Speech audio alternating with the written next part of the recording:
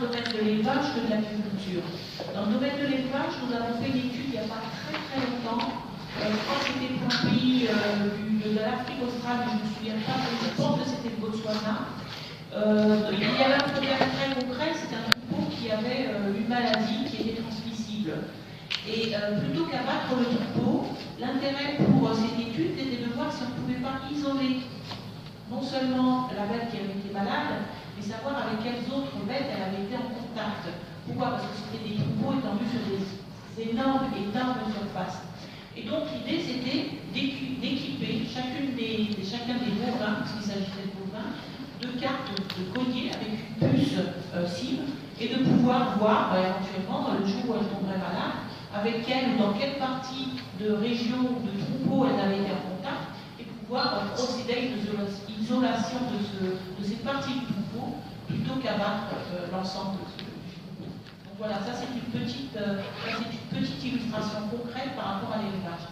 Maintenant, par rapport à l'agriculture, on est aujourd'hui sur un sujet qui est beaucoup plus vaste, qui concerne la M-agriculture, mobile agriculture. Alors de M-agriculture, on va passer bien évidemment à I-agriculture. Alors mobile agriculture, encore une fois, quelques petits cas concrets, juste pour comprendre.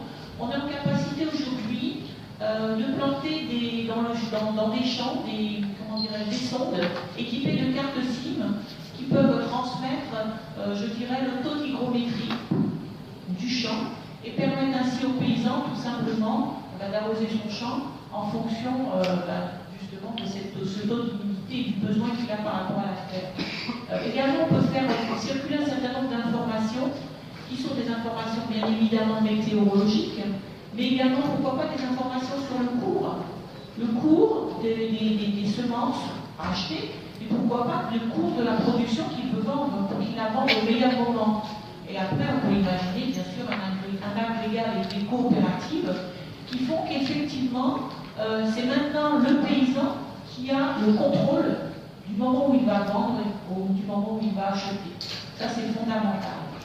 Il y a d'autres applications, puisque vous savez qu'on a mis en place Mobile Money. Et pourquoi pas le paysan ne ferait pas sa transaction pour un acheteur et ne serait pas payé au travers de Mobile Money. Donc effectivement, là, c'est juste des petites illustrations, mais c'est pour vous dire qu'aujourd'hui, tout est dans la créativité, et c'est vous les sachants, et c'est vous qu'on a besoin pour travailler et aller plus loin, et monter, je dirais, un certain nombre d'études, on va dire, de faisabilité.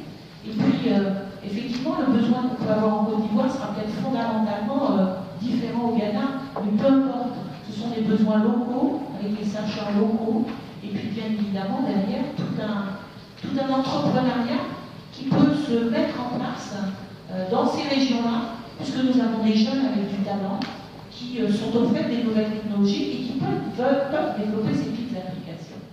Voilà, j'en dis pas plus parce que je vais laisser mes collègues pouvoir parler là-dessus, mais je suis à disposition pour parler plus longuement en aparté de ce sujet avec vous.